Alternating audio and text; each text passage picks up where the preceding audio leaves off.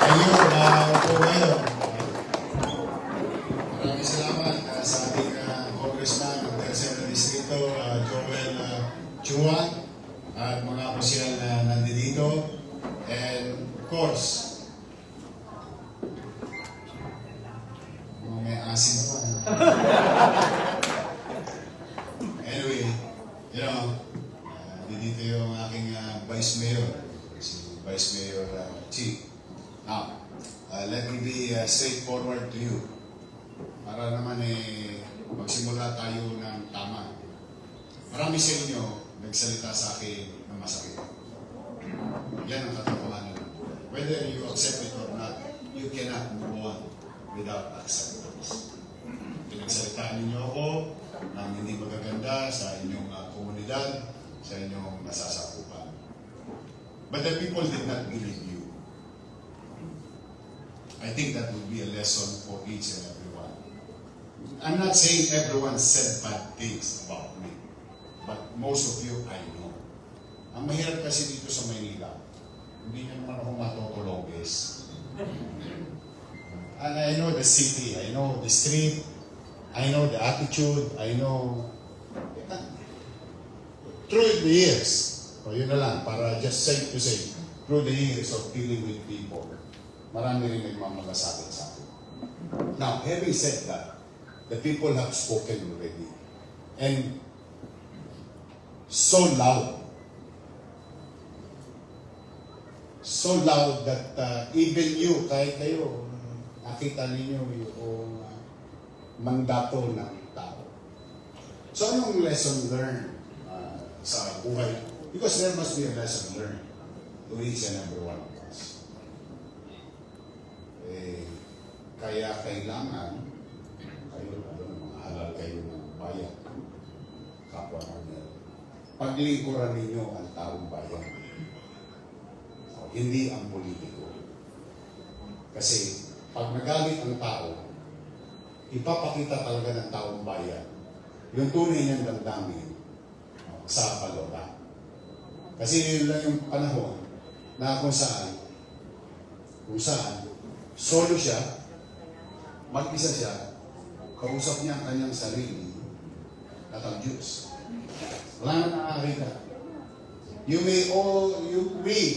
may do all things, activities, ways, techniques, and all other things, but at the end of the day, it is the people who wins. Yun ang importanteng alam lang natin. Whether you accept that fact or not, I don't know. That, ako nung naulad sa ako, hindi nyo napansin. Nasaan ako? Beta ako sa grade. Wala akong sinabi na hindi naman makakatulong yung sasabihin ko. Makakasakit pa ako ng damdamin. Anong layo? Mag-uwi ako payapa. And Joel knows it. And our friends, Joe knows it. Wala na ako, beta na ako. Kasi masaya na ako na sila nagtagumpay. Nakamit nila yung kanilang mga pangarap. Ngayon, kung ako'y naging bahagi nun, I'm happy po. Maliit na bahagi, I'm happy po. Because when I see our group, our people whom we believe naging successful, ang mabuting gawin ng mga nakatulong, palakpakan sila habang nandulog sila sa ibaba. Kaya yun ang naging buhay ko. Pinapalakpakan ko sila. Kaya naman, may mga circumstances sa buhay na hindi maiwasan. And don't think that I don't understand. What I don't understand is, siguro hindi naman natin kailangan na pagsalitaan ng mga salitang hindi natin makakain. Tama na yung mapahiwa-hiwalay tayo ng kulay, pula, puti. At the end of the day, we must not forget who we are and who are we with. Remember this, principle of gravity will be applied to everybody. Across, it's a matter of universal rule. Anything that goes up must come down. Now, and I was told by one elders of our group, and I took it wholeheartedly.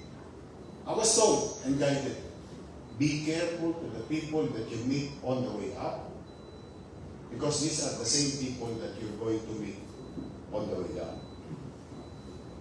Ibig sabihin, talagang mangyayari inevitable.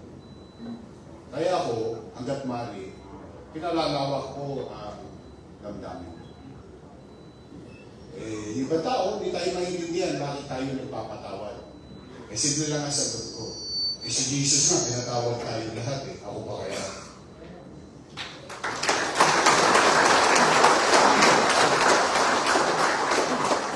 Di ba si Jesus pinako sa krus para singilin lahat ng kasalanan natin?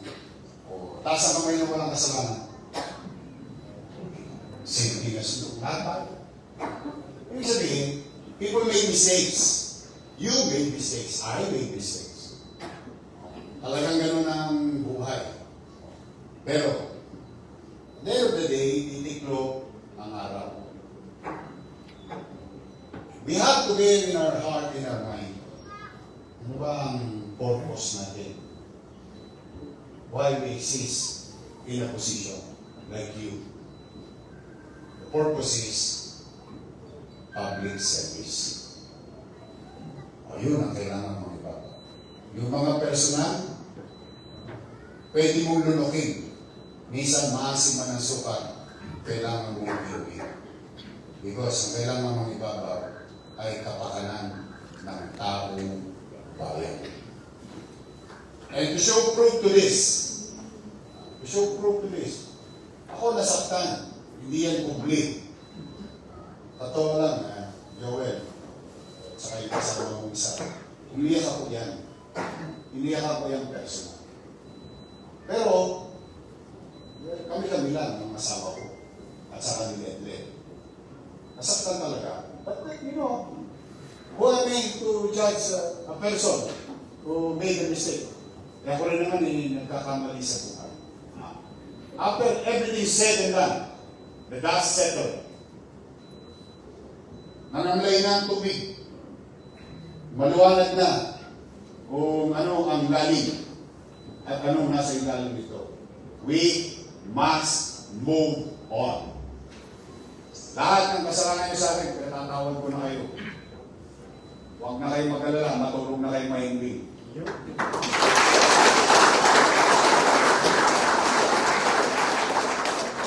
Aminin man niyo hindi, basta ako, kung wala kayong kasalanan, mas lalo kang matulog hanggang langit.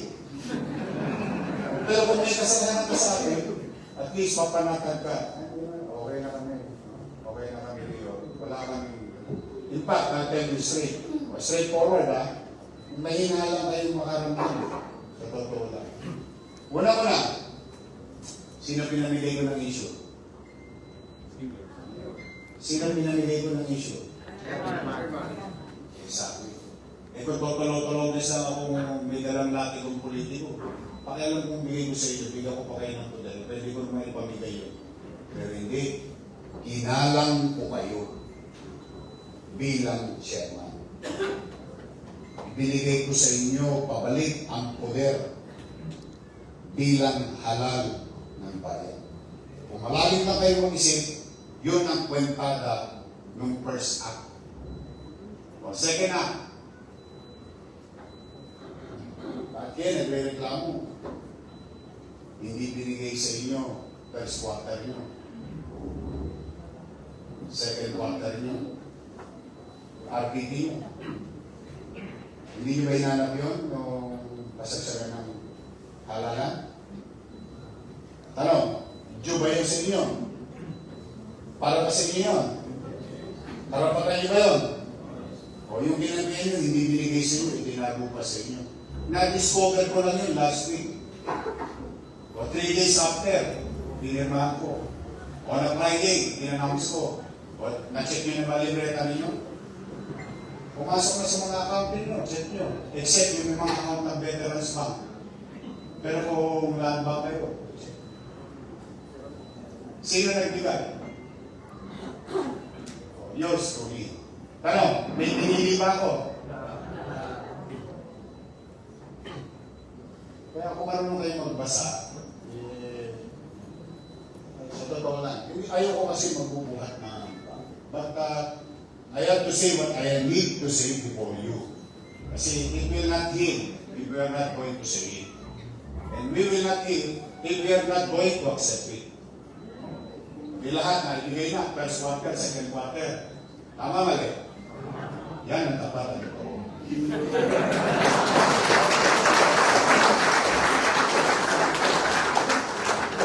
Ngayon,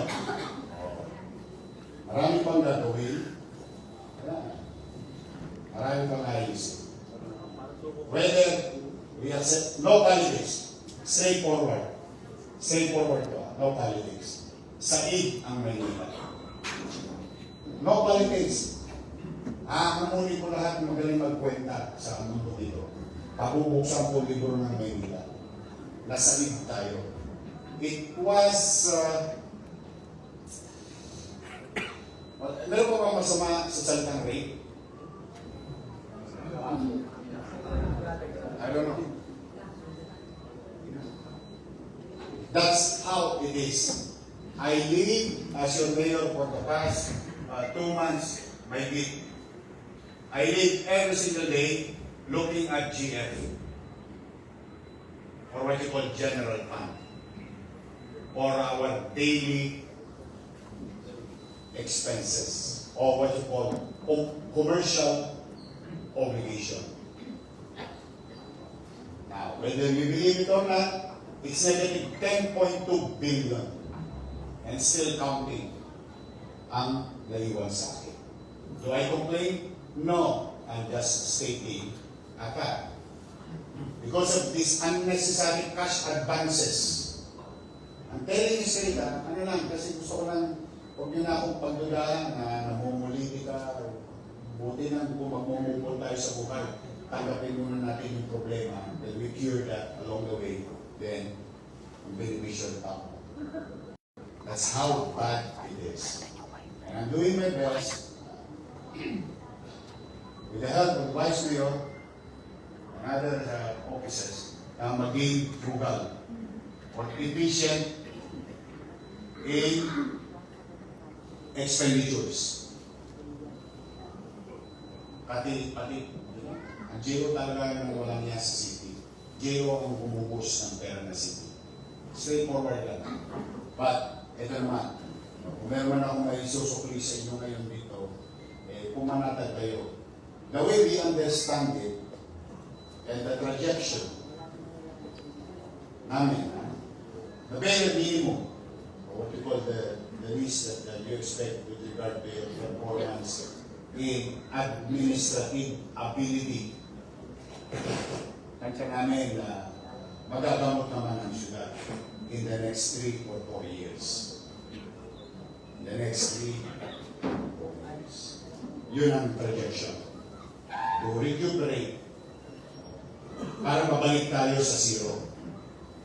Actually, we are not working anymore on a negative. We're going to make it, the balance is not the word, just to put it back to zero. Yan naman ang good news nyo ngayon. Siguro, rebuild tayo in the next 3 or 4 years. Makaka-recover. But with what we're doing right now, kung ito, paninindigan namin, yung pagiging efficient sa paggasta, tingin ko makaka-recover. So, may ginang. Ngayon, moving forward, meron kayo gagawin. Meron Diyos sa inyo. May gagawin kami. Kasali kayo na sa mga gawain namin. Wala kayong pangaba. Okay? Maliwanag pa. Meron na kayong first quarter, second quarter na allocating from the city on top of your NDA. On top of your NDA. Baka naman gastusin pa yung kakabayan sa liga.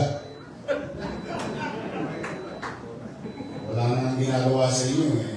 Sinisingin pa kayo ng 4,000 membership. Huwag nyo nang gastusin nyo sa walang kapararangan, gastusin nyo na lang yan sa barangay. Tulong nyo na lang yan sa barangay. If it is not functioning for your purpose, your purpose, and so on and so forth. You should not be spending. Yan ang aking yan. Yan ang take ko yan. But pero, pera niyan. Kayo naman ang mananagot dyan sa inyong kanya-kanyang parangay. Oh. Second, may kakailanganin kayo. Kinakabahan kayo. Nagdadalawang isip kayo. Okay mag-alala. Si Joel niya, hindi nagdalawang isip.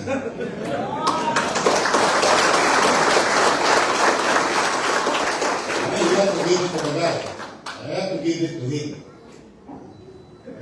Ako, I always try to call a spade a spade. I know angel. Hindi ako santo. Nagkakamali din ako sa buhay. Ang kabutihan ng tao, para siya magtagumpay, pag ikay nadapa, huwag ka nagtuturo sa likod na may tumulak sa iyo, baka nadapa ka dahil sa iyo. Kaya bumangon ka na lang. Don't count on how many times nadadapa ka. Ang importante, how many times kang babangon. Ako nagkamali sa kanila, sila nagkamali sa akin. Nagkamali kami pare-pareho sa isa't isa. That's it. We move on. We take care of our people in our city of Manila.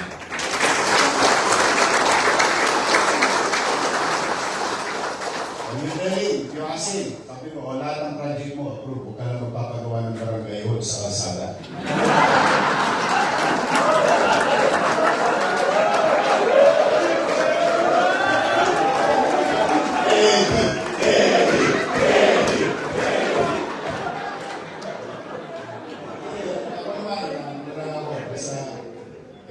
Talagang mga nireklamo rin.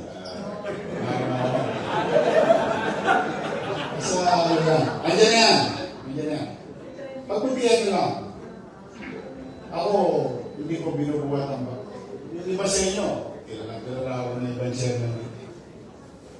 Kung paano nyo ako nakilala, halos hindi na matulog sa pagbubuhat. Hanggang ngayon, hindi ako nakakatulog ng maingin. Ang nireklamo sa akin ng misis ko ngayon, humihilig na daw ako. Yung hago. Nagbubulat yung misis ko. Sa sobrang pagod. But I am not complaining. What I mean is that, gusto nyo ba ng mabuting Manila? Yes! Then help me. I cannot do it alone. I want to set aside personal indifferences. You have Erwin Chen. 12 projects, approved 13. And Joel, sabi ko, well, para hindi ka na mapagod ng kakabalik-balik dito, padala ka na lang ng staff mo, patutay mo kay Andres. Wala talaga. Gusto niyo ba mga good news? Yes! O, di ba naningil ako last week? Mga kontraktor? Zero! O ngayon, bago ako dumating dito, 54 million na ang nasingil ng municipality. Kanina, yung binabanggit ko kay Chairman, yung mga tulay ko, sabi ko, well, thank you very much. Sabi kay Secretary Biggs, kung magbabayad kayo ng contractor tax, ha? Ay, hindi kayo, yung contractor. Tapos pinakwenta ko. So, ibig sabihin, I'm just trying to put things in order. No abuses. No. Wala na. Basta from day on, siguro naman, sapat na yung presensya ko dito. No? Yes! Marunong naman siguro kayo magbasa, no? Yes! Tatandaan nyo na. Yung iba nga dito, kumpleto pa buong namin nilentil, chairman eh. Let's just move on. Live and let live. We forgive each other. I forgive you. And I hope you forgive me in my shortcomings. But life must go on. And we must serve. Because every one of us here, Joel and I, Chichi and the members of the City Council, and all of you, don't forget this. We owe it to the people. Our existence is dahil sa tapong ni bayan. Sila ang naglagay sa tayo nagtulungan lang. Katapukayan ng mga konsyado, katapukayan ng congressman, ng vice mayor. But it is the people. So tayong bayan natin. If you're in that way, thank you very much. Now, bilang panguli, thank you very much naman sa inyo. Gusto ko na sa akin yung din marinig dito. Thank you very much. Naglilinis niyo yung mga barangay ninyo.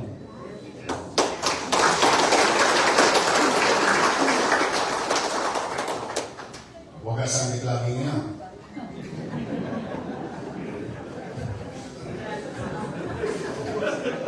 Hindi, hindi na kayo mahirapan. Dati, nagpapaliwanag pa kayo sa dyaryo. Ito, every Saturday. Pansinin ninyo, nagbabaka pa rin ng Maynila. Pero pansin nyo, umuho pa ng mabilis. So, now, I think we must be doing something correct.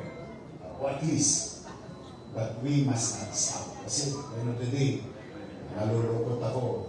Itong buwan lang ito, nakasikil pa tayo. 70 na ang patay sa atin. At 260 of infection. When you do the math, 260 infected, 70 succumb from the infection of leptospirosis. So it's killing our people. It's really, wala pang di-discuss niya, ha? Na dinidiscuss lang, hindi pa nila dinidiscuss yung health repercussion of this flooding. So, kaya thank you sa inyo. Ako, thank you. On behalf of the people of Manila, at thank you nililinis ninyo ang inyong mga kalsada.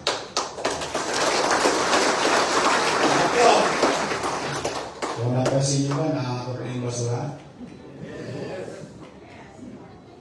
Mukhang okay, no? Pero nyo, wala kayong idea ang laki ng problema natin sa landfill. Kasi ninyo, hindi sa ano ha, mahirap talaga magbuhat ng bako, pero kung talaga kayo we used to bring our garbage 10 kilometers away. 10 kilometers away. Pero wala kayong idea. Now we're bringing our garbage 30 kilometers away. Pero hindi pa kayo nakaramdam ng problema. See? Yan ang buti kapag ginagampanan mo ang tungkulin mo. Parang ang tao ngayon, wala problema. Pero sa totoo na ang problema natin. But, salamat sa Diyos, ahead of time,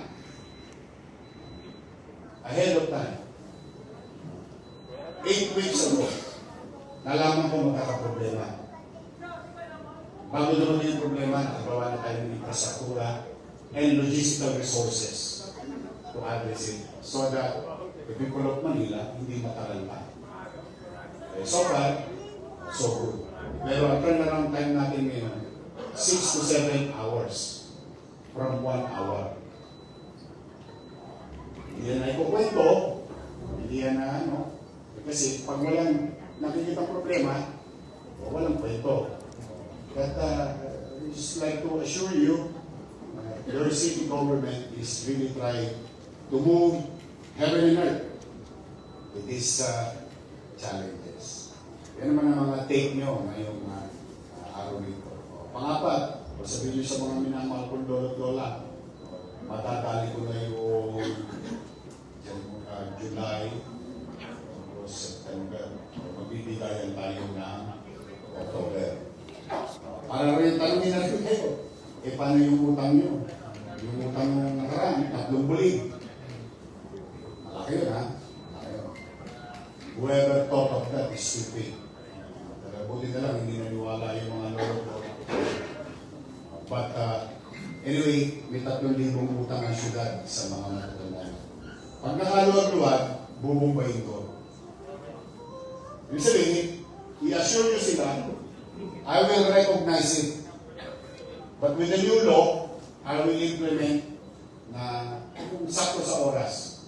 Halimbawa naman, nakaluwat, o bawasan ko isang bulig yung ibabaw, plus 1.5, may 2.5. Kung hindi naman, baka may swatter. Kung hindi naman, may seal. But I will owe it yung 3 bulig. Pag ano lang tayo, kailangan lang talaga. Kailangan lang na may receiver. So, yun ang mga take ninyo ngayong araw na ito. Patuloy ninyo sa kanya-kanyang barangay. And thank you for this. Masyado na mahaba. Mag-aalaw na. Gutom na ako. But rest assured, today, after everything said and done, I said my piece already. I will let the people be judged of my action and your action. But for now, I just wanted to serve. And if Joel, members of the City Council, and with my Vice Mayor, is willing to serve our people, now we're in sync. We will support each other to deliver what is due to our people. Joel and I, Vice Mayor, nag-iingat kayo. Sa totoo lang, yung mga binati kong I love you, totoong I love you yun, ha? Kailangan ha? Eh, talaga, ang dami kumahal sa inyo kasi tagal mo ng mga kasama. Totoo yun. O ba't pangkakalakang ko na, I love you.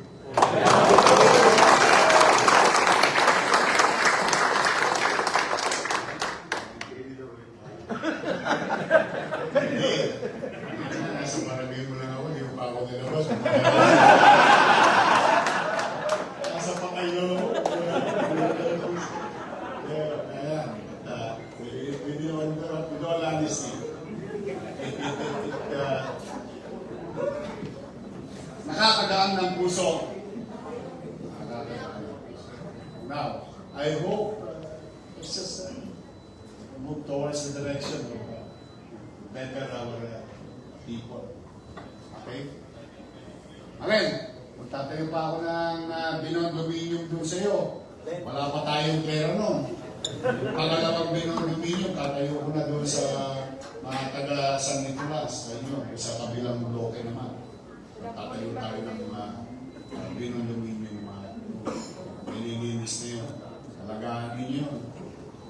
Makabalik ka na doon. Malay mo.